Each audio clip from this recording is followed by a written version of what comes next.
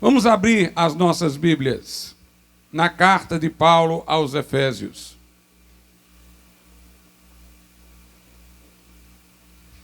Aos Efésios, capítulo de número 6. A partir do versículo de número 17. Carta de Paulo aos Efésios, capítulo 6. Leremos a partir do verso 17. Diz assim a palavra de Deus: Tomai também o capacete da salvação e a espada do Espírito, que é a palavra de Deus, orando em todo tempo, com toda oração e súplica no Espírito, e vigiando nisto com toda a perseverança e súplica por todos os santos, e por mim, para que me seja dada no abrir da minha boca a palavra com confiança, para fazer notório o mistério do Evangelho, pelo qual sou embaixador em cadeias, para que possa falar dele livremente, como me convém falar. Podeis assentar.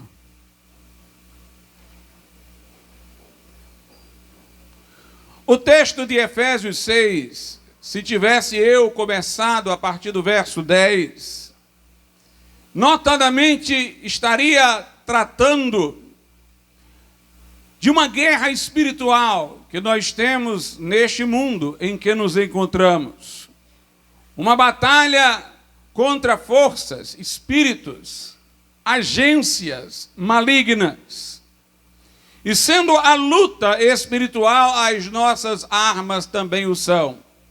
E Paulo, tomando elementos da armadura de um soldado romano, vai encontrando equivalência para cada uma delas no mundo espiritual. A espada é a palavra de Deus, o capacete é o da salvação, o escudo é o da fé, e assim sucessivamente. No versículo 18, ele diz, orando em todo o tempo, com toda oração e súplica no Espírito. É curioso que a oração não apareça como uma peça da armadura, na descrição que ele faz, simbólica de cada peça. E além de ela não estar designada como um escudo, um capacete, uma espada, a menção à oração aqui está no gerúndio, orando. Logo, a oração não é uma arma, é o modo como se usa cada uma das armas. É como se ele estivesse dizendo que o escudo da fé deve ser tomado orando. A palavra de Deus, como espada do Espírito, deve ser tomada orando. O capacete da salvação deve ser colocado em nossa cabeça enquanto estamos orando.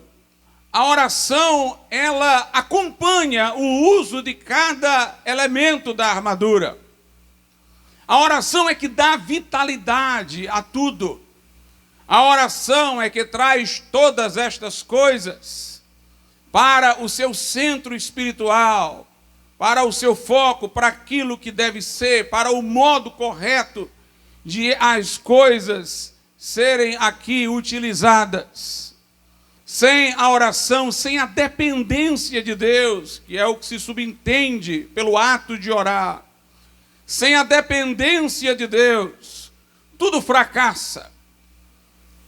As armas passam a poder nos tentar a arrogância, a autoconfiança, como se tendo-as fôssemos nós os bons gestores dela, com nossa própria sapiência, com nosso próprio entendimento. Mas o fato de nós usarmos esta armadura em todos os seus aspectos e partes, orando, revela que nós reconhecemos que aquele que nos deu a armadura é aquele de quem devemos depender para utilizá-la. É Ele que nos guiará, em como faremos uso dessa armadura. É interessante notar que a última peça da armadura mencionada é a espada do Espírito, que é a palavra de Deus.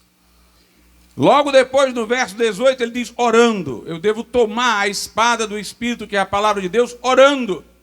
Se cada peça da armadura deve ser usada com oração, maximamente a palavra de Deus, porque foi a última designada e logo em seguida foi que ele usou a expressão orando.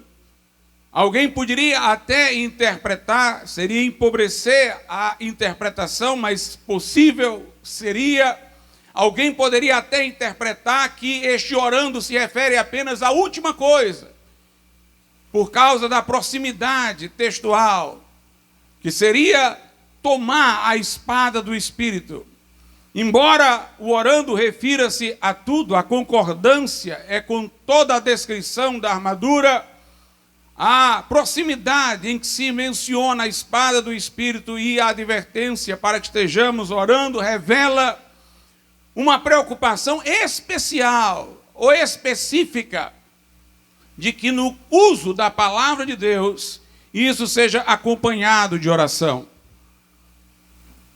A coisa fica mais clara quando é dito que a espada, no caso a palavra de Deus, não é a nossa espada. Aliás, a nossa linguagem informal, cristã, faz alusão à palavra de Deus como a arma do crente, a espada do crente. Mas o texto aqui não diz ser a palavra de Deus a nossa espada, diz ser a espada do Espírito. Isso significa, irmãos, que é o Espírito Santo que em nós deve manusear esta palavra. Não somos nós mesmos que devemos gerenciar o uso do conhecimento que temos da palavra de Deus, mas é o Espírito Santo em nós, que deve ser o gestor do uso da palavra. Há momentos certos para dizer uma verdade da Bíblia e há momentos que não são adequadamente apropriados. A verdade é sempre a mesma, mas a oportunidade às vezes é para uma coisa ou para outra. E quem nos deve guiar para trazer à nossa boca o que deve ser dito é o Espírito Santo. Quem nos deve dar a estratégia é o Espírito Santo. Ele é o espadachim, a espada é do Espírito. Logo, para que nós estejamos habilitados a usar corretamente a palavra de Deus, nós precisamos ser cheios do Espírito Santo. Precisamos estar repletos do Espírito Santo. Por isso que nós precisamos orar para usar corretamente a palavra. O verso 18 diz assim: orando em todo o tempo, com toda oração e súplica no Espírito. A oração que irá me ensinar a manusear a palavra de Deus, ela é também uma oração no Espírito. É o Espírito que em mim maneja a palavra. E eu entro no Espírito para manejar bem a palavra, orando também no Espírito. O que dá a entender que oração para nós não poderá nunca ser reduzida a um ato formal, a uma repetição de orações prontas. Nós devemos orar nos envolvendo com o Espírito Santo, deixando que enquanto falamos com Deus, Deus se apodere de nós, vença as nossas debilidades, até que sejamos, em algum momento da oração, conduzidos pelo Espírito Santo. O livro de Salmos é muito instrutivo quanto a isso. Às vezes, nós não acharíamos que poderíamos ser tão sinceros com Deus em oração se nós não tivéssemos lido alguma oração que aparece no livro de Salmos. Porque no livro de Salmos o salmista às vezes resmunga, às vezes revela um estado melancólico de desânimo, mas ele coloca aquilo diante de Deus, ele leva os seus resmungos, não para o seu vizinho, ele leva para Deus em oração, os seus lamentos, suas tristezas, ele leva para a oração. Uma das grandes perguntas interessantes de serem feitas seria essa: como é que o livro de Salmos pode ser chamado de palavra de Deus se tem ali um homem, não Deus, falando com as pessoas? É um homem falando com Deus. E se muito do que é dito revela às vezes desânimo, dificuldade de crer, é a palavra de Deus, porque Deus nos está falando através das orações que aparecem ali, o que nós podemos dizer a Ele em oração. Deus está, pela exemplaridade de uma vida devocional, de um homem que foi chamado homem segundo o coração de Deus, por exemplo, como Davi, que é um dos grandes autores dos Salmos. Deus está nos mostrando o quanto Ele nos deixa à vontade para falar com Ele. Mas é curioso que o salmista às vezes começa melancólico, mas não termina melancólico. Começa resmungando, mas termina celebrando. Nós vemos que alguma coisa muda no percurso de uma oração quando a gente lê o livro de Salmos. Salmos que começam com uma oração melancólica, triste, desanimada, duvidosa, cheia de resmungos. Termina com uma oração vitoriosa, com cânticos, com celebração. Ou seja, se você for a Deus, mesmo nas suas fraquezas, fragilidades, debilidades, dizendo suas bobagens que você quer dizer, o que está no seu coração, sendo sincero com Ele e querer realmente ouvir a voz dEle, em algum momento Ele vai se apoderar da tua oração. O Espírito Santo vai se apoderar. Não tem essa experiência aqueles que desistem antes de chegar lá. Aqueles que não aprenderam com Jesus a agonizar no Getsêmani. Mas a Bíblia diz que o Espírito Santo sabe o que convém dizer a Deus em oração. Nós não sabemos dizer.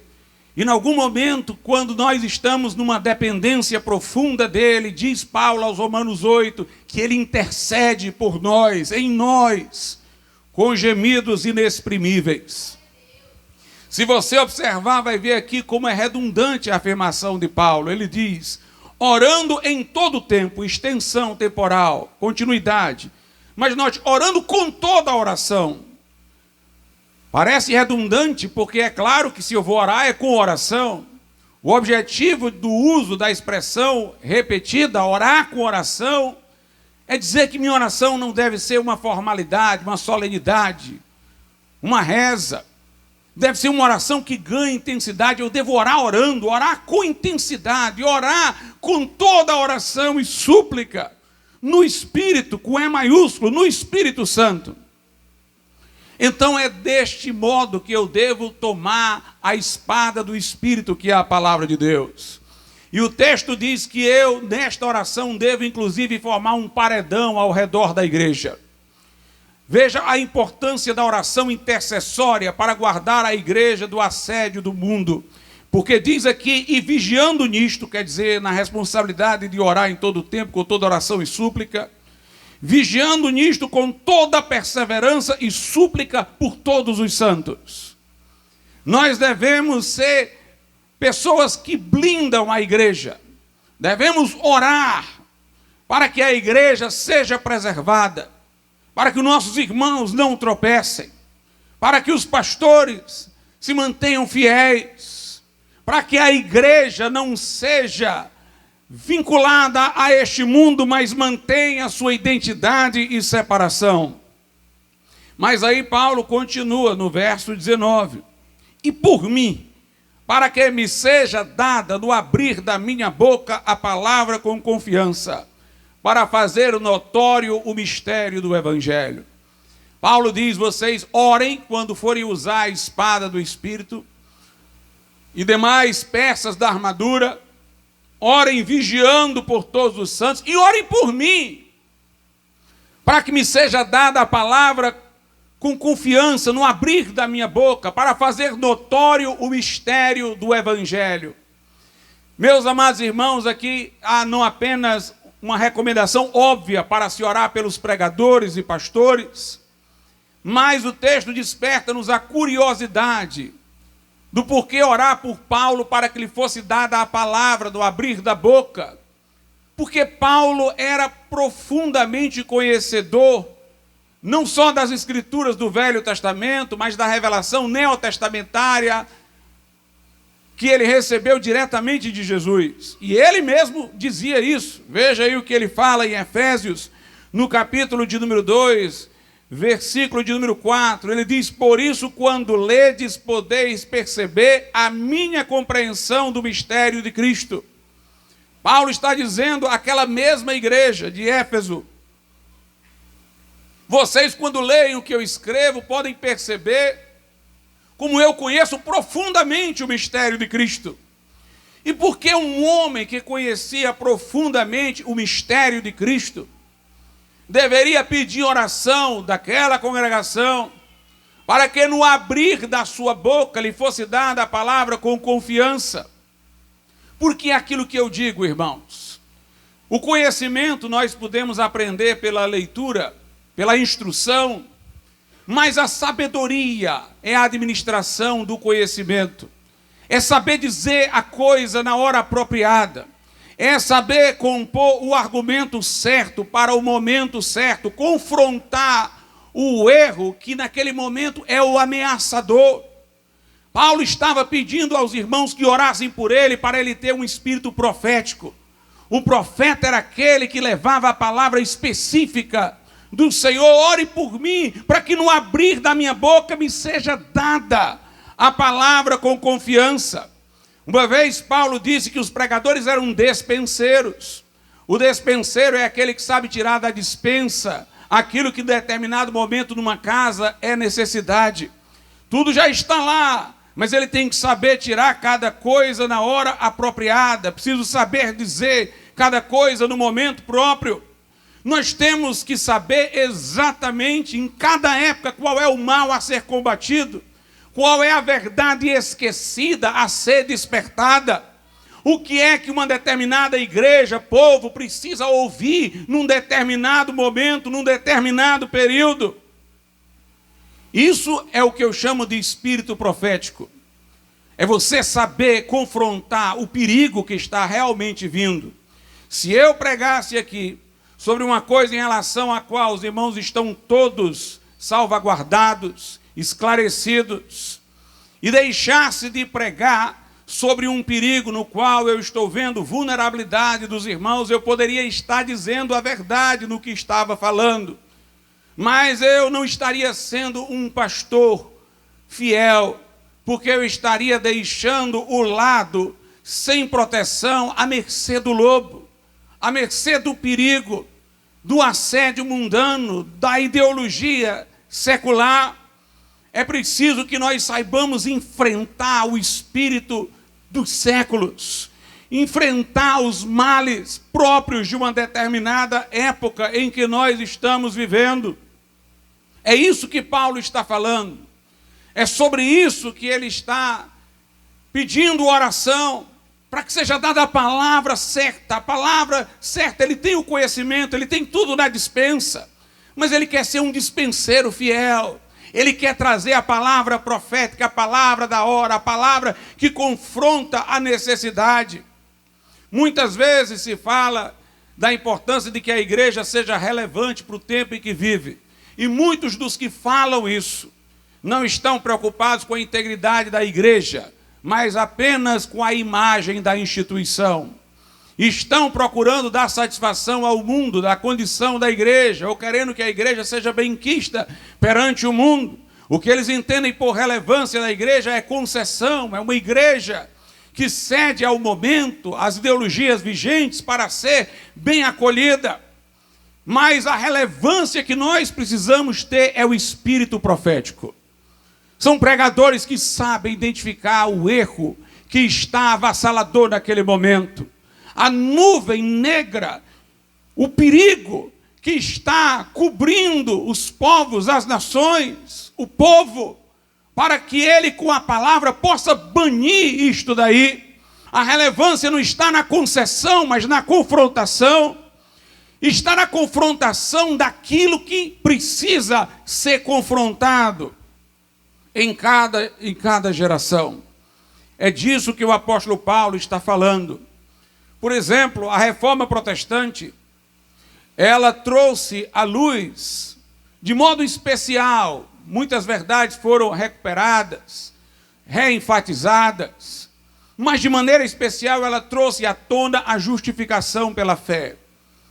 Este ensino da justificação pela fé era o que era preciso ser naquele momento colocado para confrontar o erro daquele tempo, onde as pessoas achavam que poderiam comprar salvação, onde as pessoas achavam que poderiam quitar dívidas com penitências, dívidas com Deus, poderiam viver uma vida errada e depois, indo para um imaginário purgatório, terem algum parente aqui pagando missas e celebrações para diminuírem o tempo naquele lugar.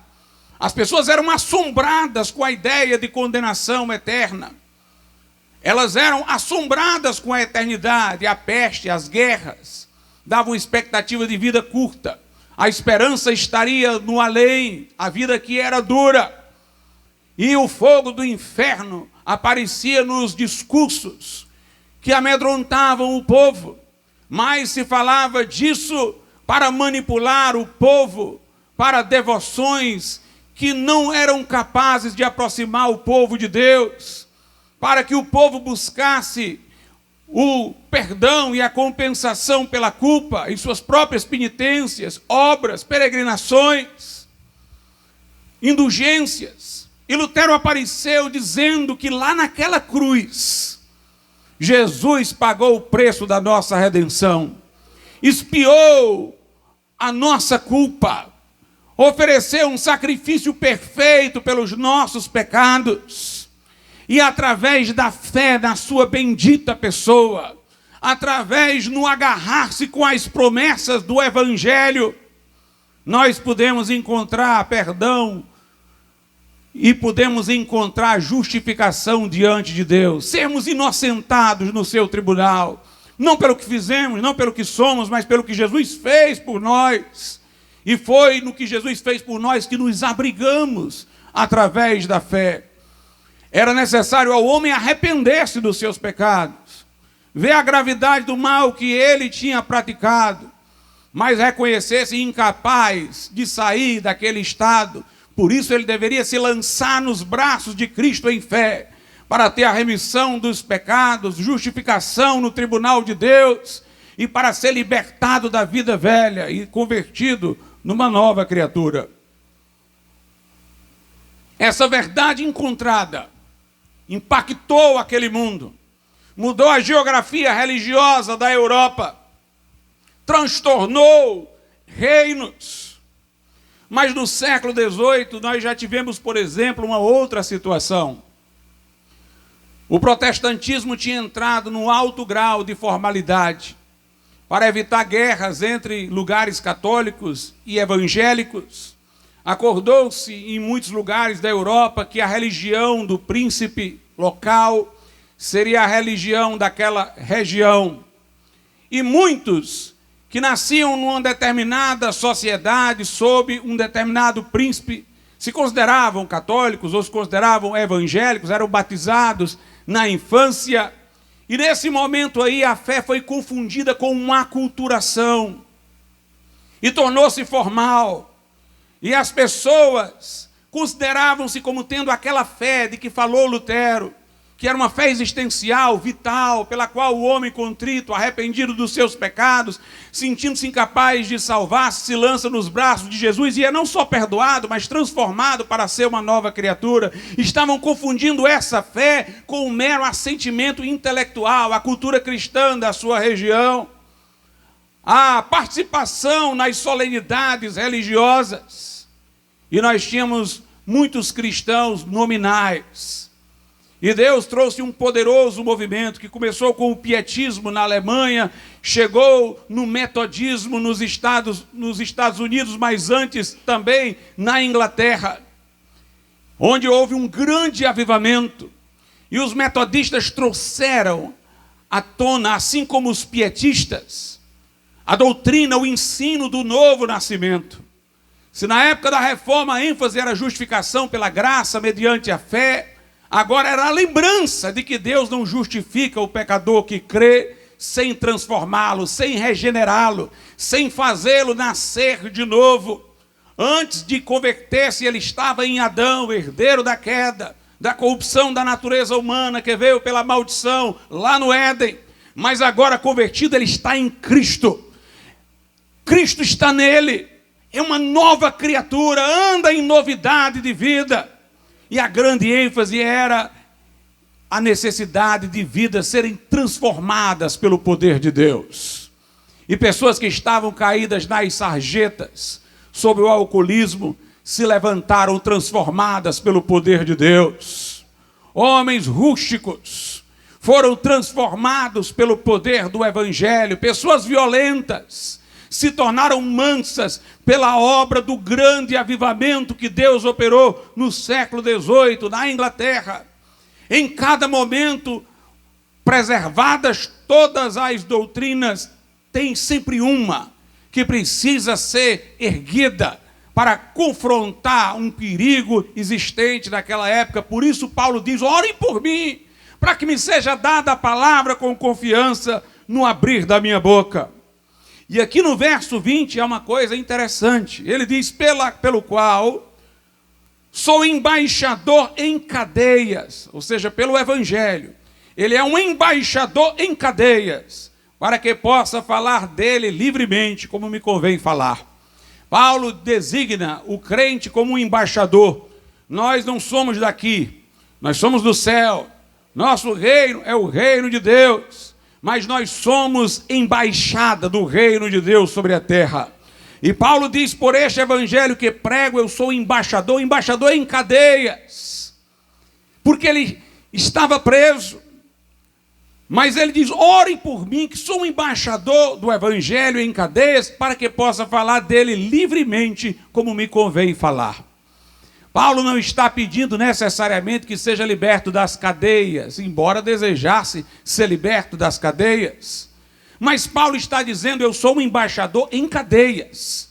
E eu peço que vocês orem para que dentro da cadeia mesmo preso pelos homens, eu possa falar livremente.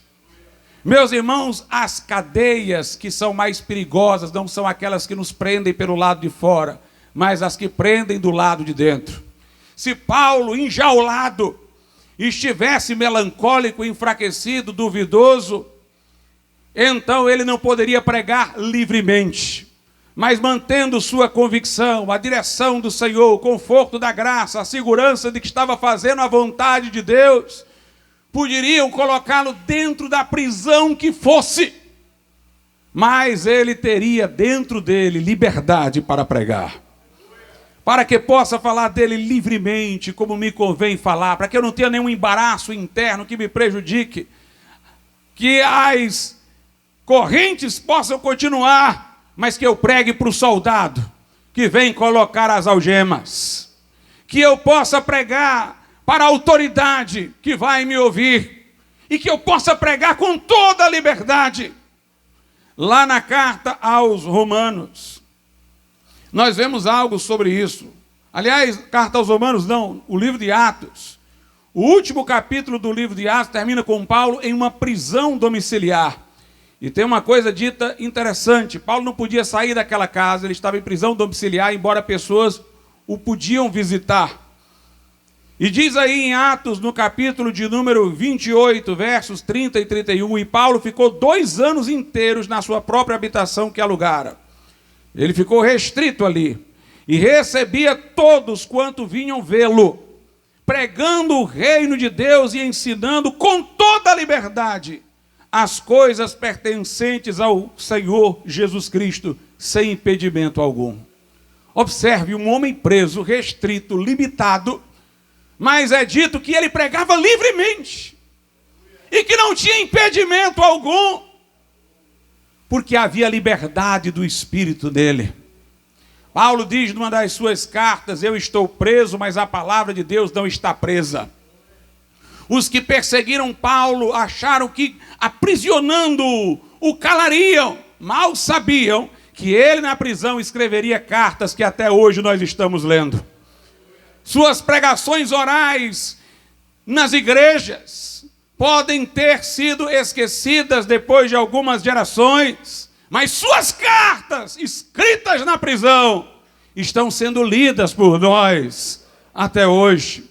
Um homem que não poderia ser detido, que não poderia ser impedido, porque tinha o coração livre, livre dos embaraços, livre dos temores, numa vida de dependência de Deus. E ele diz: orem por mim para que eu continue pregando, trazendo a palavra certa da hora certa.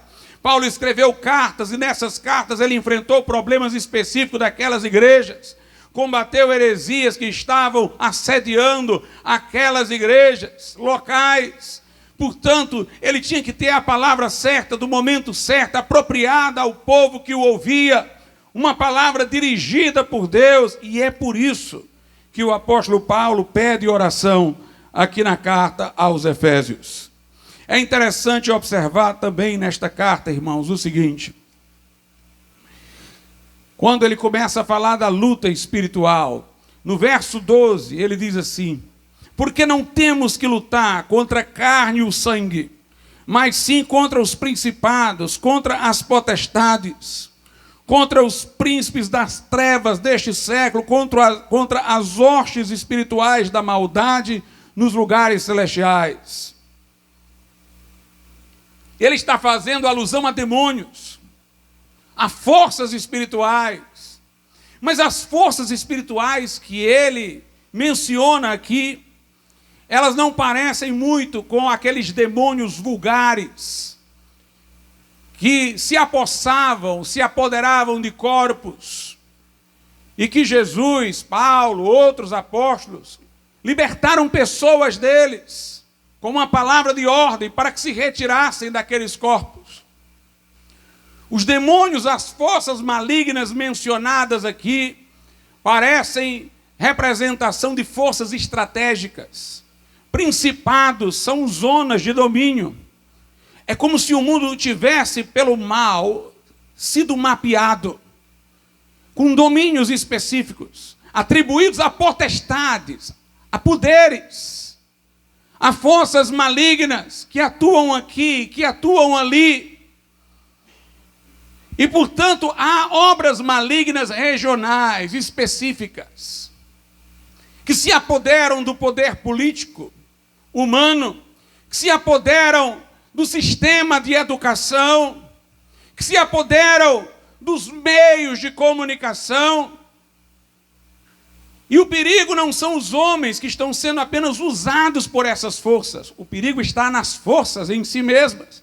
Paulo diz: nós não temos que lutar contra carne e sangue, mas contra esses poderes regionalizados. Há um livro de J. 12:3 e James Dunn que diz o seguinte: Paulo tem em vista, referindo-se a esse texto, as inteligências demoníacas de uma ordem muito mais alta do que os demônios que possuíam as pobres almas desordenadas que encontramos nas páginas do Evangelho. G.B. Caird, outro teólogo, disse sobre esse texto que eram forças demoníacas por trás de poderes políticos, ao invés dos espíritos demoníacos mais pessoais, como descritos nos evangelhos e em Atos. Forças, irmãos, que atuam pela cultura, que atuam pelo sistema organizado, político, educacional. Forças malignas que nós temos a responsabilidade de confrontar com aquela palavra certa, da hora certa, com aquela palavra que o Espírito Santo nos dá, com aquela palavra profética. Por isso nós temos que orar para que o Espírito em nós manuseie a espada do Espírito. Nós temos que orar para que no abrir da nossa boca seja dada a palavra com confiança, para confrontar uma cultura decadente, para confrontar esses poderes malignos em todas as suas ações. Na primeira carta de Paulo a Timóteo, no capítulo 4, Paulo fala de como esses poderes malignos regionais, em dado momento futuro que já chegou, eles iriam levar pessoas de dentro das igrejas ao desvio. Iriam aliciar pessoas de dentro das igrejas. Elas continuariam nominalmente se dizendo cristãs, mas incorporariam essas ideologias, militariam por elas. Lá diz, na primeira carta a Timóteo 4:1, que o Espírito Santo expressamente diz que nos últimos tempos muitos apostatarão da fé, se desviarão das crenças bíblicas, dando ouvido a espíritos enganadores e a doutrina de demônios. Note, espíritos enganadores. Eles enganam através da cultura. Eles enganam através do sistema de educação. E ao enganarem, eles levam as pessoas a assimilarem ensinos, quer dizer, doutrinas que são originariamente de demônios, tendo apenas seres humanos como porta-vozes que podem até ignorar a fonte de seus ensinos, que está nas trevas. E Paulo lá, na carta a Timóteo, capítulo 4, ele diz o que um pastor deveria fazer para que sua congregação não fosse assediada por esses espíritos enganadores. 1 Timóteo 4,16, ele diz: tem cuidado de ti mesmo e da doutrina. Persevera nestas coisas, porque fazendo isto, te salvarás tanto a ti mesmo como aos que te ouvem. Salvar aqui não é a salvação eterna da alma, é salvar destes enganos. E aqui ele está dizendo, Paulo está dizendo a Timóteo, persevera na doutrina, mas anteriormente ele vai dizer no verso 13, persiste em ler, exortar, ensinar, ser enfático, repetitivo, ser insistente. Porque ensinando dessa forma, tu te guarda de ser aliciado pelo mal e guarda aqueles que te ouvem de serem levados. Portanto, é preciso uma igreja corajosa, irmãos, que esteja batendo contra isso. É inadmissível que professores cheios de ideologia estejam diuturnamente bombardeando os nossos filhos com ideias subversivas que negam a natureza humana, o valor da família, a criação de Deus. É inadmissível que o entretenimento, através dos seus filmes e seriados, queira bombardear os nossos jovens dia e noite com as suas ideologias. E os nossos pregadores estejam falando desses assuntos uma vez ao longo de 6 meses. É preciso que nós entremos na batalha. Persevera nestas coisas, lê, exorta, ensina, confronta. Fala! Porque desta forma tu te guardarás e aqueles que te ouvem. Precisamos de uma igreja que seja capaz de confrontar este século. Não é tempo de as igrejas cristãs evangélicas estarem vivendo para si mesmas, voltadas apenas para o entretenimento religioso, para programações sociais.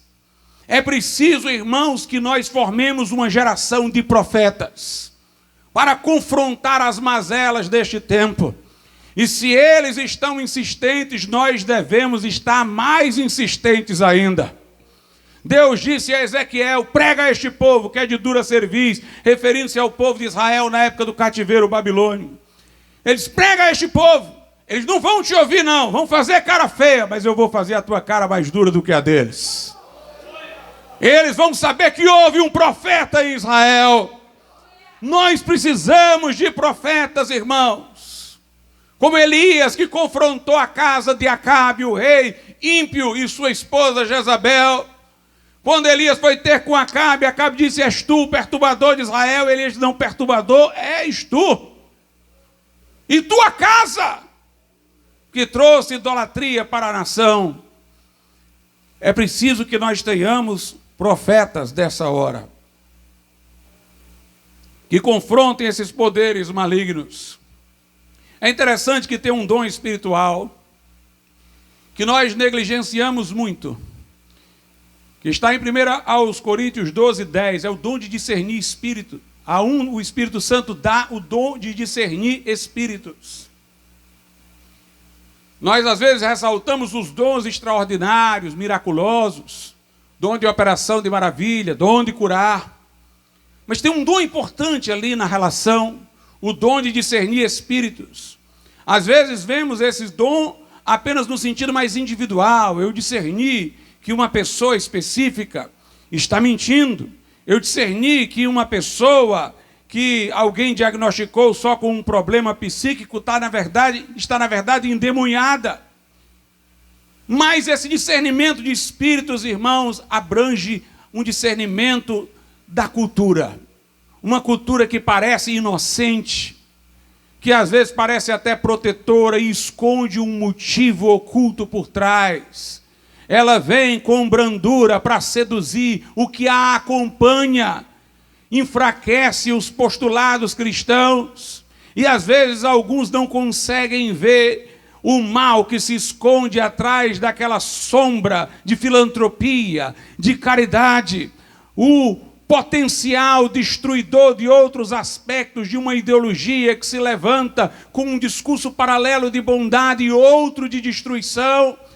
E às vezes o cristão que não vigia cai na sedução, porque não discerniu por debaixo dos panos o que se encontra lá, por trás da maquiagem o que está ali. Mas nós precisamos hoje de crentes com discernimento de espíritos. E é preciso oração no Espírito. Quando oramos no Espírito, eu disse, Deus corrige nossa oração. Em dado momento, o Espírito Santo se apodera de nós e alinha nossa oração para a vontade de Deus. Pois na medida em que nós estamos também orando no Espírito, aumentando nossa dependência do Espírito, Ele se apoderando de nós, nós vamos tendo as nossas faculdades exercitadas para discernir o bem e o mal. Nós vamos ter o discernimento do que está por trás daquilo. Muito do que nós passamos hoje é porque fomos demorados para discernir. Uma das coisas que eu acho curiosas no livro, no filme, O Senhor dos Anéis, eu li o livro, assisti o filme, é quando Gandalf, o mago, ele conversando com Saruman, que era um mago hipócrita, não era verdadeiro. Eu acho que era com Saruman que ele estava conversando, ou com o outro. Ele diz como é que nós não discernimos isso. Como é que este mal, estas trevas, foram crescendo, se desenvolvendo. E como é que nós, que somos os magos, não percebemos, não discernimos? Nessa história fantástica, nós temos, irmãos, este diálogo que leva-nos a perguntar muitas vezes como nós, igreja, não discernimos. Quantas coisas eu preguei advertindo pastores e igrejas, dizendo isso é um perigo, isso vai acontecer, mas eu ouvi pessoas minimizando, dizendo não é assim, não vai ser assim, não é tão grande assim, não tem tanta urgência. E hoje eu vejo as coisas de que eu adverti a muitos no passado chegando, faltou discernimento. É preciso, irmãos, que tenhamos este dom de discernir espírito. Lutero, os reformadores, os avivalistas, discerniram o seu tempo. O próprio Jesus disse que o povo de Israel não reconheceu o dia da sua visitação. Diz que o povo sabia discernir pela aparência do céu quando vinha a chuva, mas não soube discernir os tempos, entender quem era ele, que momento era aquele na história da salvação humana. Em Lucas, no capítulo de número 21, está escrito o seguinte, a partir do verso 12. Veja o que Jesus disse, que ainda virá sobre os que professam o seu nome. Lucas 21, a partir do 12. Mas antes de todas estas coisas, lançarão mão de vós, e vos perseguirão, e entregando-vos às sinagogas e às prisões, e conduzindo-vos à presença de reis e presidentes, por amor do meu nome. E vos acontecerá isto para testemunho. É interessante que Jesus está dizendo que eles seriam levados perante as autoridades e tal, e não diz nem que é para que eles possam evangelizar essas autoridades e elas serem convertidas. Embora isso seja interesse dos pregadores. Mas ele diz, é para lhes servir de testemunho. É para eles saberem o que a igreja pensa. É para eles saberem o que vocês falam. É para que vocês possam confrontar as autoridades. Que se estão perseguindo vocês é porque estão assediadas por aquelas hostes espirituais da maldade, por aqueles principados e potestades, estão sendo usadas por aquelas forças malignas. Se estão perseguindo é por causa disso. E o evangelho ofende o sistema que elas patrocinam, a ponto de elas levarem vocês acorrentados até elas. É porque elas estão inspiradas por esses espíritos malignos. E vocês vão lá para testemunhar, para dizer, é assim mesmo. Vocês estavam pensando que é assim? Pois é mesmo. É isso. Não vamos abrir mão.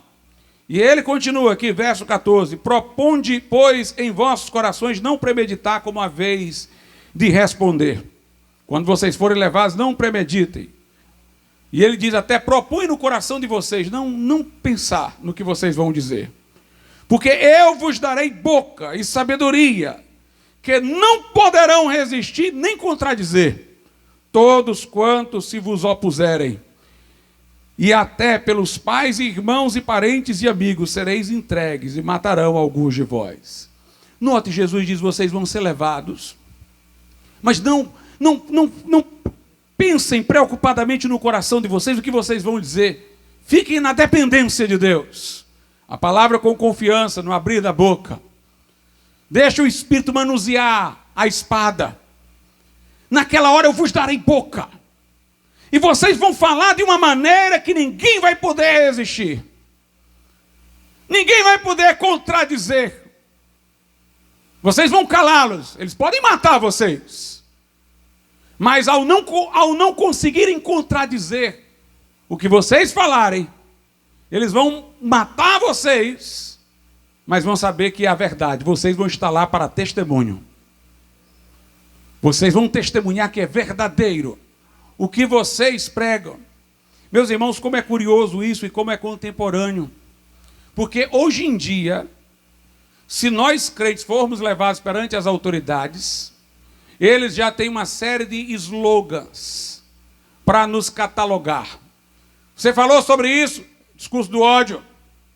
Falou sobre isso daqui, você ofendeu a sensibilidade daquele. E Deus está prometendo que nós vamos ter sabedoria para eles não conseguirem encaixotar a gente em lugar nenhum. Quando eles disserem é isso, você vai provar, mas não é isso por causa disso. O Espírito Santo vai dar sabedoria, o que Jesus está falando para eles, como Jesus teve. É para pagar tributo a César. Jesus tomou a moeda e disse, de quem é a imagem? É de César. Pois então, bem, dai a César o que é de César e a Deus o que é de Deus. Eles queriam pegar Jesus, porque se Jesus dissesse que não era para dar a César, diriam que ele era um subversivo. Se ele dissesse que era para dar, eles iam dizer, você está contra a nação. Jesus disse, de quem é a moeda? É de César, então é dele. Dai a César o que é de César e a Deus o que é de Deus. Pegaram uma mulher para apedrejá-la e perguntaram a Jesus o que fazer. A lei manda que a gente apedreje. Apedrejamos ou não? Se Jesus dissesse, apedreja, eles iriam dizer que Jesus era subversivo, porque o Império Romano não aceitava o exercício da pena capital de morte, senão por ele próprio. Ele não dava aos povos dominados o direito de executar a pena capital. Se ele dissesse, não é para matar, eles iam dizer, então você não cumpre a lei de Moisés, que mandou matar. Jesus disse, quem não tem pecado, atire a primeira pedra. E os mais velhos foram saindo primeiro, porque já tinham muitos pecados. E até os mais moços foram saindo e não ficou ninguém, só a mulher a quem Jesus salvou pelo poder do seu amor e do Evangelho. Jesus disse, vocês também vão ter sabedoria. Vão ter sabedoria. Irmãos, eles nos monitoram, mas Deus vai nos dar sabedoria. É preciso que nós tenhamos essa dependência de Deus. Aqui não é a questão do quanto nós lemos de livros de retórica, de lógica. Aqui não é a questão da nossa habilidade. Aqui é a questão da dependência de Deus. Jesus disse, não proponho no coração, mas dependam. Se eu tiver essa fé para depender de Deus, o Espírito Santo me dará boca, me dará sabedoria. Interessante que isso é dito especificamente quando se trata de falar com reis e autoridades que nos estão coagindo. Porque para o homem comum, às vezes, isso não tem tanta implicação. Mas as autoridades é que estão tentando nos pegar na palavra, para poder nos incriminar. Mas Jesus disse, vocês vão deixá-los confusos. Eles não vão conseguir contradizer vocês, não vão poder resistir. Um exemplo disso é Estevão. A Bíblia Sagrada diz acerca de Estevão o seguinte, Atos 6, verso 10, e não podiam as autoridades judaicas resistir à sabedoria e ao espírito com que falava. A sabedoria de Estevão, irmãos, desarmava os argumentos dos acusadores. E o Espírito Santo nele criava uma unção tão profunda que aquelas pessoas ficavam nervosas quando ouviam aquele homem cheio do Espírito Santo. Não era possível resistir à sabedoria e ao Espírito com que ele falava. Foi preciso que pegassem testemunhas falsas para mentir, dizendo que Estevão disse o que não disse, para que levassem Estevão ao sinédrio e o condenassem à morte por apedrejamento. Mas Estevão era um homem tão cheio da graça de Deus, que quando perante o sinédrio lhe foi dada a oportunidade de defesa, ele sabia que poderia se defender à vontade, a condenação já estava decidida. Ele não quis saber de se defender, ele começou a pregar, a pregar, a pregar. E ele era aquele pregador que não apenas enchia quem o ouvia da graça de Deus, ele se enchia da graça de Deus enquanto falava. E ia falando, falando, até que ele disse, cheio do Espírito Santo, e agora eu estou vendo o céu aberto e o Filho do Homem em pé à direita de Deus. Ele teve uma visão de Jesus se levantando do trono para recebê-lo lá. Ele foi então apedrejado, mas morreu vendo o céu, vendo para onde ia, dizendo, Senhor, não impute a este povo este pecado, mas recebe o meu Espírito. É esta palavra, irmãos, profética, é essa palavra dada por Deus para confrontar os poderes que nós precisamos. Na segunda carta aos Tessalonicenses, no capítulo de número 2, verso 7, a Bíblia diz que o mistério da iniquidade já opera. O que é o mistério da iniquidade? É o espírito do anticristo. O mistério já opera, até que um dia vá se revelar no que a Bíblia chama de iníquo. O texto mesmo lá diz, nos versículos seguintes, no filho da perdição, que é o anticristo. Mas, se o anticristo não veio, se revelou o mistério da iniquidade. As forças que levam a isso já estão na terra. Aí diz, o mistério da iniquidade já opera, só há um que o resiste. É o corpo de Cristo. É o Espírito Santo através da igreja. A igreja é a resistência ao espírito do anticristo. Se o anticristo vai vir através da política, se uma confederação de 10 nações europeias darão poder à besta e ao falso profeta, como é descrito no Apocalipse, o mundo formará um único bloco. Se a economia, como diz a Bíblia, se tornará global e ninguém poderá comprar, vender, se não tendo a marca da besta, se isso vai acontecer, se estas forças que são do mistério da iniquidade, elas agem para formar essa estrutura política, e se a igreja resiste, isso quer dizer que a igreja resiste a esse sistema que está sendo formado de educação. Esse sistema político maligno, ela resiste como igreja, não como partido político. Ela resiste com a palavra profética. Ela resiste com a coragem. Eu vou dizer-vos, irmãos, nós, se estivéssemos todos nós crentes, aguerridos, fortes, corajosos, dependendo de Deus em oração, nos manifestando contra tudo isso, enfrentando tudo isso, nós não precisaríamos nem de partido de oposição a essas coisas. A igreja desbarataria tudo isso pela palavra. Pela palavra. Uma vez alguém chegou para Lutero e disse, você transtornou a Europa, você sacudiu a Europa. Lutero disse, não, eu quase não viajei, sou um homem aqui de Wittenberg. Eu não fiz nada disso, mas a palavra do Senhor que eu preguei, a palavra que está agindo sobre o mundo. Meus irmãos, esta palavra tem poder, esta palavra tem poder, esta palavra tem poder. Foi o avivamento metodista no século XVIII que guardou a Inglaterra de sofrer uma revolução sanguinolenta como a Revolução Francesa.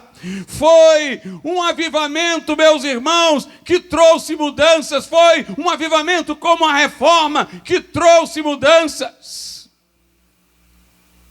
Nós precisamos ter a confiança de que a palavra do Senhor é viva. A palavra de Deus não é só uma letra num papel, um discurso na boca. Se ela for administrada pela unção de Deus, se nós formos profetas falando a palavra certa, da hora certa, aquela que Deus está dando, no momento certo essa palavra prosperará. A Bíblia diz, Deus diz, a minha palavra não voltará vazia, mas cumprirá aquilo para o que foi enviado. A questão é se a palavra que você está pregando é a que foi enviada. Se ela foi enviada, ela prospera. Ela faz alguma coisa, pode ser que ela gere mais perseguição até do que êxito, mas se estamos sendo perseguidos é porque estamos incomodando, é porque estamos resistindo ao mistério da iniquidade que opera. Precisamos de uma igreja, irmãos, que creia na eficácia desta palavra. Foi com essa palavra que Deus criou o mundo, dizendo, haja luz e houve luz. Foi com essa palavra que o servo do centurião foi curado. Ele foi até Jesus, disse, Senhor, cura o meu servo. Jesus disse, eu vou para a tua casa. Ele disse, não sou digno de que tu entres em minha casa, mas daqui mesmo diz uma palavra e o meu servo será curado. Esta palavra é poderosa. A palavra de Deus. A igreja que resiste é que vai ser arrebatada. Diz o mistério da iniquidade já opera, mas há um que resiste, o corpo de Cristo, o Espírito Santo, através da igreja, até que daqui seja tirado. E quando a igreja for levada, se revelará o iníquo. Lá no Evangelho de João, ou melhor, na Epístola Universal de João, a Bíblia diz o seguinte, primeira Epístola de João,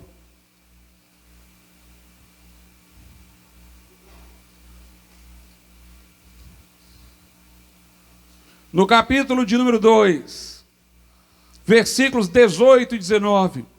Filhinhos, é já a última hora. E como ouviste que vem o anticristo, também agora muitos se têm feito anticristos. Por onde conhecemos que é já a última hora. Saíram de nós, mas não eram de nós. Porque se fossem de nós, ficariam conosco. Mas isto é para que se manifestasse que não são todos de nós. E vós tendes a unção do santo e sabeis todas as coisas. João diz, já é a última hora. E depois ele vai falar de anticristo. O que ele quer dizer com isso? Ele quer dizer que Deus tirou certos freios. É a última hora, Deus liberou as ações malignas para caminharem na direção da formação do governo do anticristo, que Deus vai julgar depois. É a última hora. Foram liberadas essas forças. E antes que venha o anticristo, virão muitos anticristos. É o que ele está dizendo aqui. E muitos deles podem sair de dentro do nosso meio. Saíram de nós, mas não eram de nós. Se fossem, teriam permanecido conosco. Mas diz que nós temos uma unção de Deus para saber o que é do anticristo. O discernimento espiritual através do Espírito Santo. Na primeira epístola de João, ainda no capítulo 4, ele diz assim a partir do verso 1: Amados, não creais a todo espírito, mas provai se os espíritos são de Deus, porque já muitos falsos profetas se têm levantado no mundo. É a ideia do discernimento de espírito. Não aceitem tudo, não engulam tudo, mas provem, tenham discernimento. E aí segue, verso 2: Nisso conhecereis o Espírito de Deus. Todo espírito que confessa que Jesus Cristo veio em carne é de Deus. E todo espírito que não confessa que Jesus Cristo veio em carne não é de Deus, mas este é o espírito do anticristo, do qual já ouviste que há de vir, e eis que já agora está no mundo.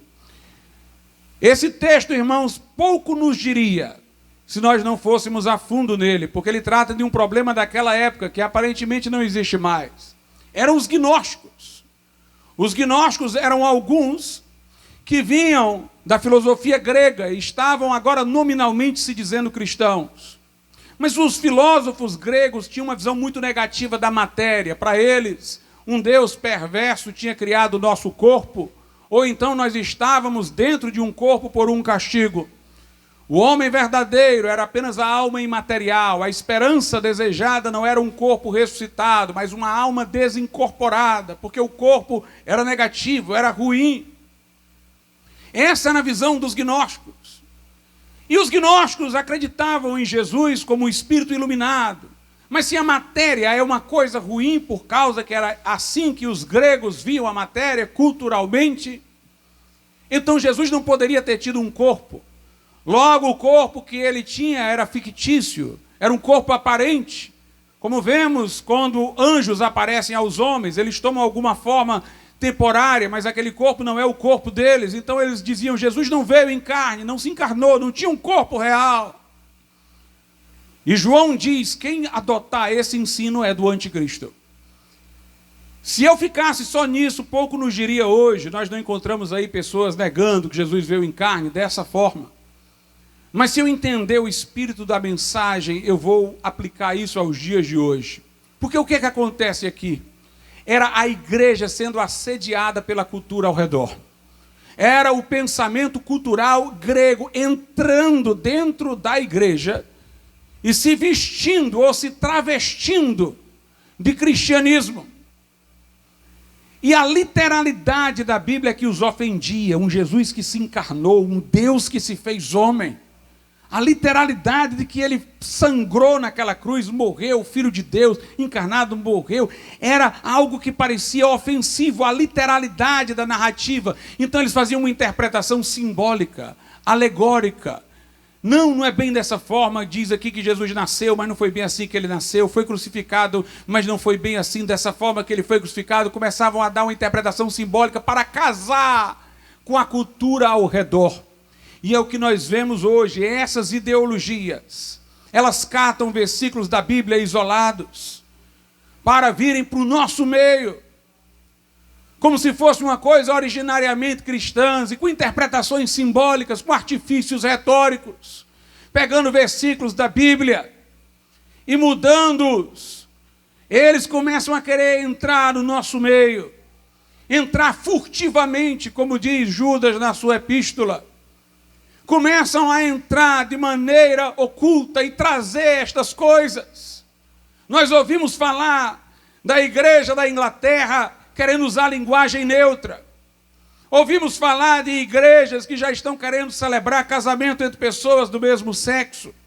Ouvimos falar de igrejas que já estão ordenando ao ministério pessoas que não se identificam com sua sexualidade biológica.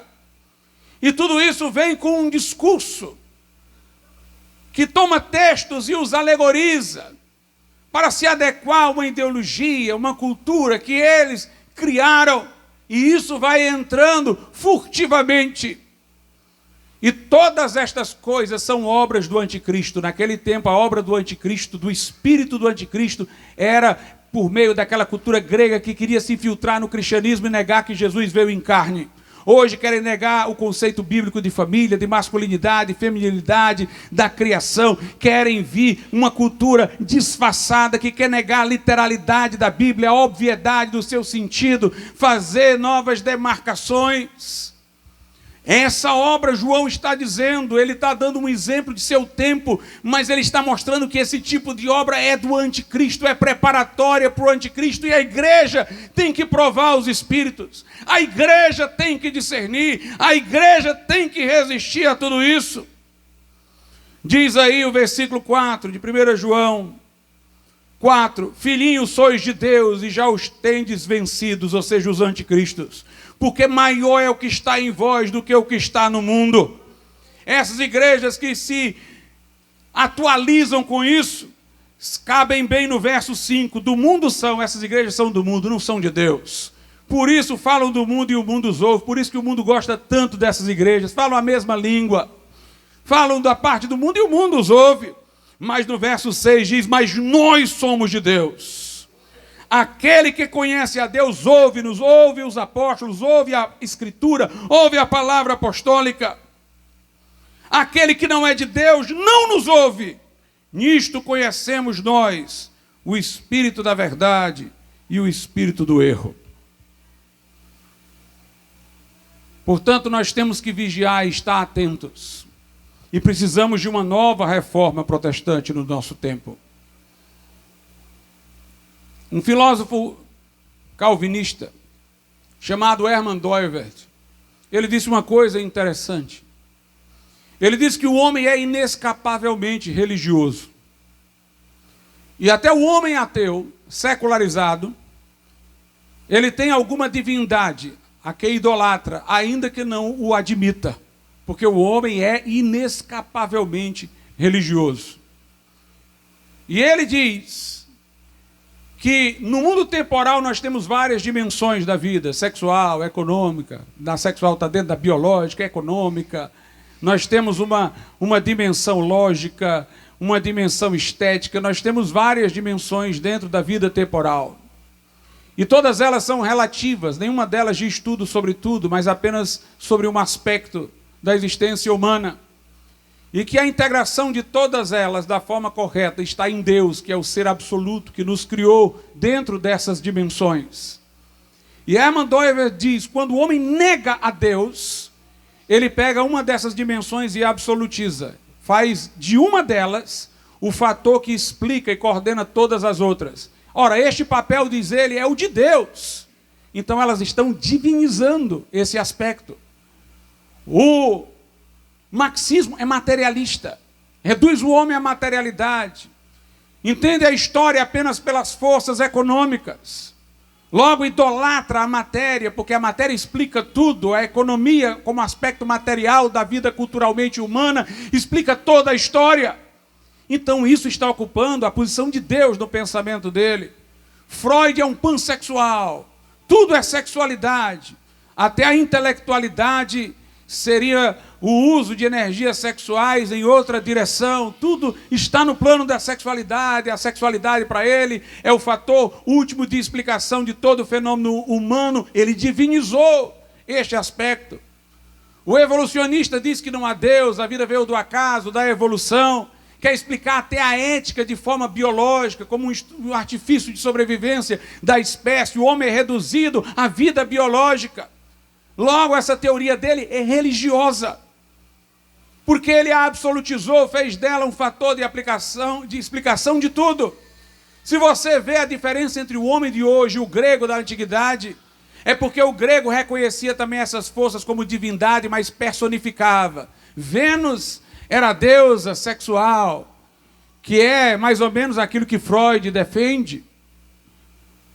Outros divinizavam forças da natureza, divinizavam isso, divinizavam aquilo, sendo que personificavam. O homem de hoje apenas não personifica, mas na medida em que ele toma alguma coisa da realidade para explicar todo o resto, ele está fazendo desta coisa um absoluto, está excluindo ela da limitação temporal, das coisas relativas, está divinizando. E nós, irmãos, entendemos que Deus é o fator último de explicação de todas as coisas. Mas nós não defendemos um governo teocrático por causa disso. Porque acreditamos que Deus criou cada coisa no seu lugar. A igreja tem o seu papel de pregar o evangelho, a família é o lugar de procriação e educação dos filhos, a educação tem o seu papel, foi o que Hermann Doivert chamou de soberania das esferas. Ele disse, eu entendo que o homem é inescapavelmente religioso. E quando eu entendo que o homem é inescapavelmente religioso, só Deus é absoluto, todas as instituições têm sua zona de atuação. Mas quem não aceita o absoluto em Deus, diviniza um aspecto da realidade e faz uma instituição determinada se sobrepor a todas as outras. Na Idade Média, a igreja se sobrepôs a tudo, queria controlar a educação política. No auge do cientificismo, era a ciência que controlaria tudo. No nazismo, a política era onipotente. Tudo teria que servir aos interesses do nazismo, eram as sobreextensões, anulando as outras esferas. E para nós entendermos a reforma protestante, nós temos que entender isso. Porque o que havia naquele tempo da Reforma era a Igreja Católica, enquanto instituição religiosa, sobreestendendo suas ações sobre todas as coisas.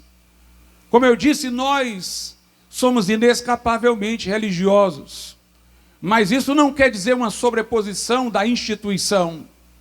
Eu estudo para a glória de Deus, mas eu sei a diferença de estudar e de cantar um louvor a Deus no culto.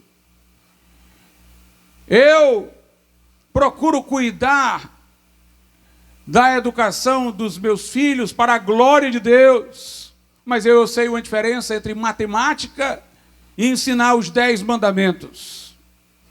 Mas, quando outras forças vêm e querem tomar o lugar de Deus, vem um totalitarismo. E houve uma espécie de totalitarismo da igreja na época medieval. De maneira que, para um rei assumir, ele tinha que ter um bispo que o coroasse. Os papas controlavam as políticas dos reis, institucionalmente. Poderiam profeticamente se manifestar contra os abusos. Isso seria bíblico. Mas era um controle institucional. Se o rei não quisesse guerrear as guerras que o Papa o convocava para guerrear, o Papa interditava religiosamente o lugar. O que era o interdito? Dizia o seguinte: nenhum dos ofícios religiosos aí vale. Então tem sacerdote aí, mas os batismos não estão valendo. E aquelas pessoas acreditavam que sem o batismo elas não iam para o céu, ficavam desesperadas, e o povo se levantava contra o seu próprio rei. As confissões não estão valendo, as absolvições não estão valendo, os batismos não estão valendo, e o rei está nessa divergência com o Papa, nos privando de possibilidades de ir para o céu e tal, e o povo se levantava contra o rei terminava se agachando diante do Papa. E ninguém era rei sem coroação de um bispo. Havia uma sobreextensão. Os reformadores se levantaram contra essa sobreextensão. Mas veja como o nosso tempo também tem isso. Hoje é o globalismo. Se a igreja naquele tempo tinha uma sobreextensão de poder sobre toda a Europa, que era o mundo conhecido, civilizado, hoje em dia, nós temos, meus irmãos, uma sobreextensão desses poderes globais dentro do globalismo. Nós vimos um ministro do Supremo Tribunal Federal assumindo compromisso público de implementar a Agenda 2030 da ONU, como se o vínculo dele não fosse com a Constituição do país, mas com as pautas estabelecidas internacionalmente. Se um país não segue as políticas desses poderes globais, sofre sanções econômicas. Há uma pressão cultural sobre as nações para que elas aceitem o aborto, para que elas aceitem essas pautas. Um governo que fica aquém de tudo isso, ele é colocado no ostracismo por essas forças globais. Um outro que chega e se adapta, ganha todo o apoio. Naquele tempo era o interdito, hoje são sanções econômicas. Naquele tempo era o interdito, hoje são pressões culturais que nós vemos. Na época da Idade Média, o sistema sacramental defendido pela Igreja Romana seguia a ideia do ex opere operato, que seria a ideia de que quando a pessoa ela recebe a administração do sacramento, independentemente de quem o administra para ela, independente dela que vem para receber o sacramento opera por si mesmo. A criança não sabe de nada do que lhe acontece, mas o batismo lhe regenera. Alguém que vem para outro sacramento, como o crisma, independentemente do seu grau de devoção, até de entendimento, recebe o Espírito Santo. Se o sacerdote ergue a hóstia e consagra, independentemente de quem ele é, aquela hóstia se muda no corpo, sangue, alma e divindade de Cristo. Se ele dá uma palavra de absolvição, essa palavra de absolvição vale como perdão de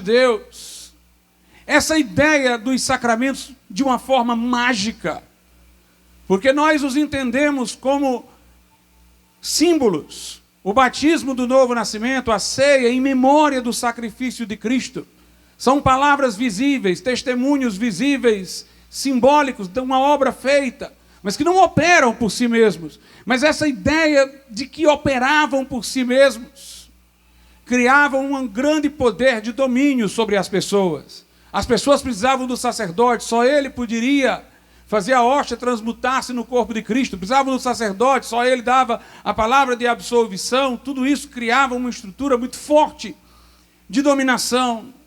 Hoje em dia nós vemos ideologias com propostas mágicas.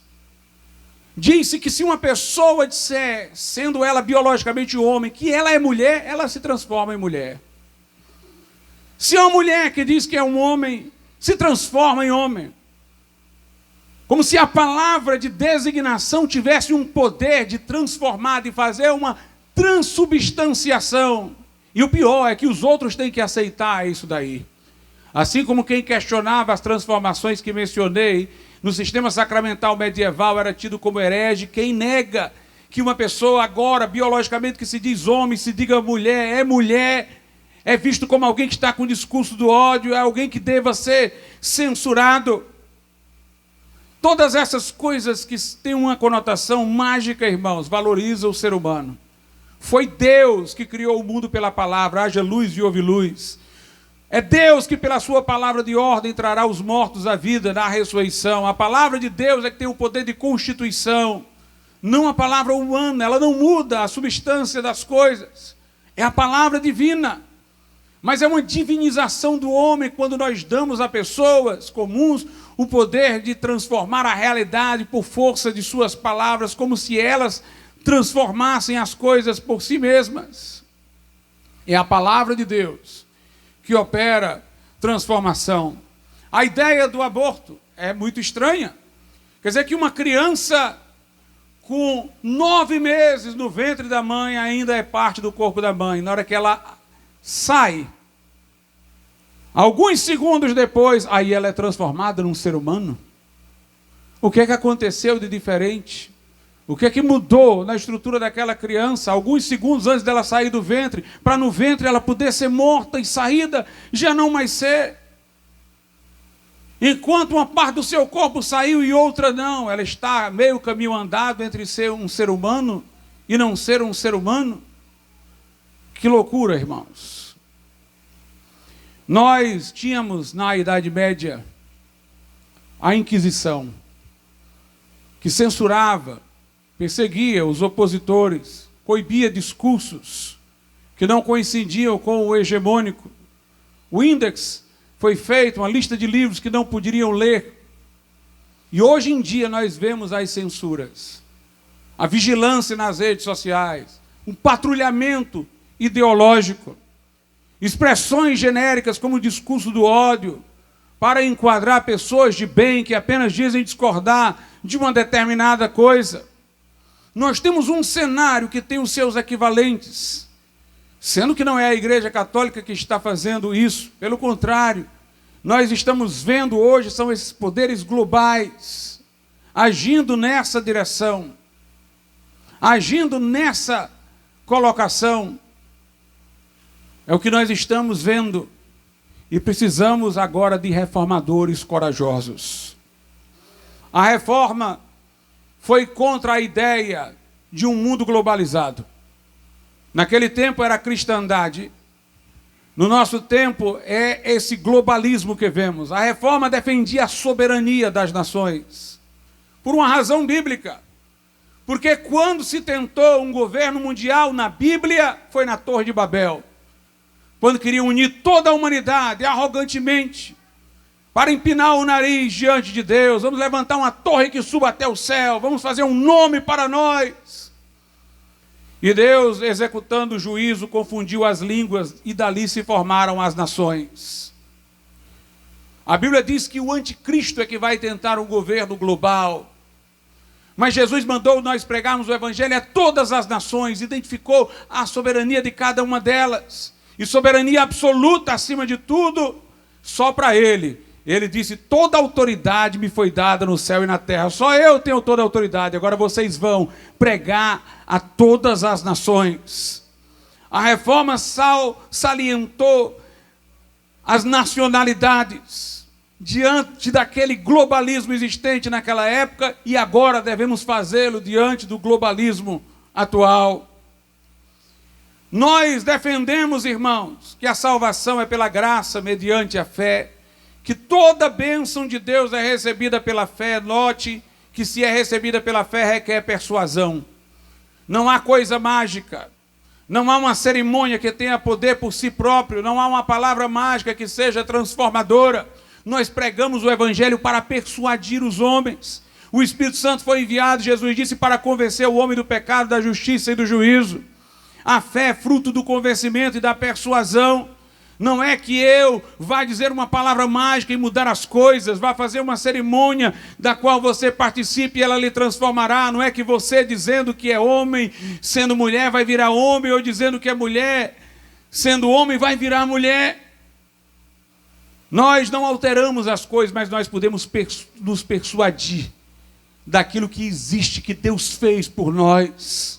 Nós pregamos que Jesus Cristo entrou na história. Não foi nas nuvens, o credo diz que foi crucificado sobre Pôncio Pilatos, teve tempo, teve local, é um acontecimento histórico, e que o quadro que dá sentido àquilo ali são as Escrituras, as profecias do Velho Testamento. Ele morreu justo pelos injustos, para levar-nos a Deus. Ao terceiro dia ele ressuscitou. Não se encontrou mais o seu corpo no sepulcro. Houve testemunhas que, sem se contradizerem e estando dispostas a morrerem por isso, sem voltar atrás, asseguraram que ele ressuscitou. Qualquer tribunal que não ignorasse deliberadamente o sobrenatural reconheceria que aquelas testemunhas eram fidedignas, porque elas não se contradiziam nem consigo mesmas, nem umas com as outras, porque estavam dispostas a perderem tudo por aquilo ali. A Bíblia tem os elementos de persuasão para que o homem creia no Evangelho e seja salvo pela graça, mediante a fé. Se é por fé, nós não podemos impor. Se eu tenho que persuadir, eu não posso impor. Fazer pessoas professarem a fé cristã da boca para fora não as leva à salvação. Isso não é fé verdadeira. Elas têm que ter convicção do que estão crendo. A reforma valorizou, portanto, as liberdades. Onde a reforma chegava, o constitucionalismo caminhava junto. A ideia dos direitos fundamentais ia junto. Quando Lutero diz que o homem é justificado diante de Deus pela fé, sem precisar de qualquer estamento ou instituição, ele mostrou o valor do indivíduo. O indivíduo não vale por ser desse ou daquele estamento. Ele, diante de Deus, é aceito individualmente quando crê no Evangelho. Quando ele defendeu o livre exame das Escrituras, não a livre interpretação, ele estava dizendo não que a Bíblia tinha múltiplos sentidos, mas que o único sentido que ela tinha, todos eram livres para chegar lá e averiguarem por si mesmos e se deixarem persuadir, mostrando, portanto, que a fé não deve ser imposta. Quando sustentou o sacerdócio universal de todos os cristãos, o sapateiro serve tanto a Deus quanto o pregador, se esse foi o chamado de Deus para ele, valorizou a igualdade entre todos os homens.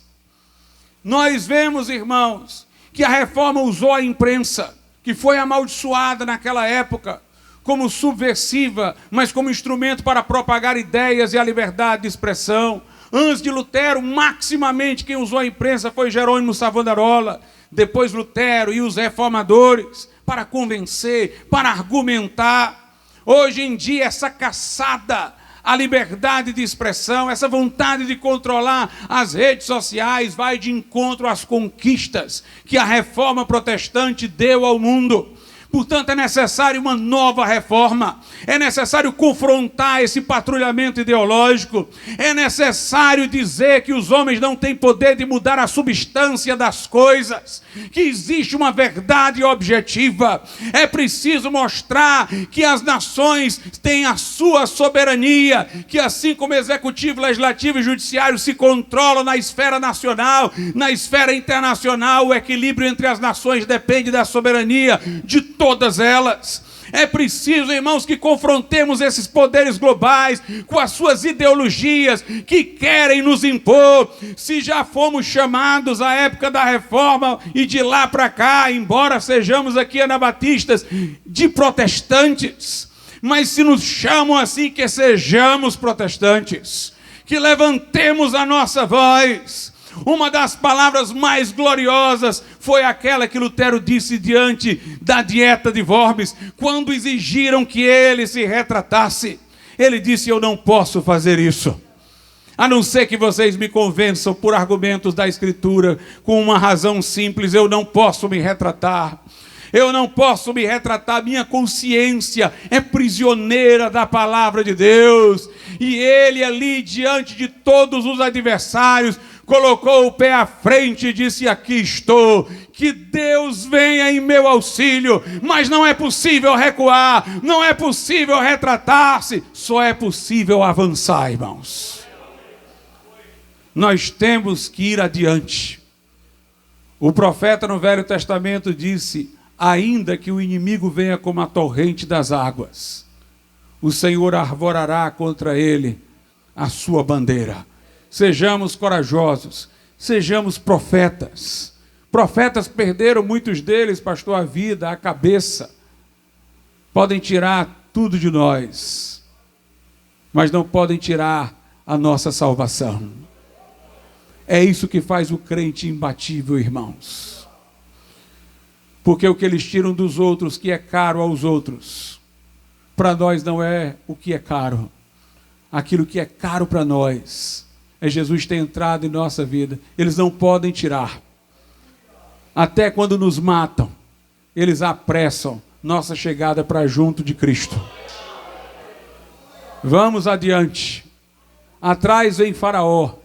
À direita e à esquerda estão os montes. À frente tem o mar vermelho. O que fazer? Resmungar, clamar. Deus disse a Moisés: para de clamar.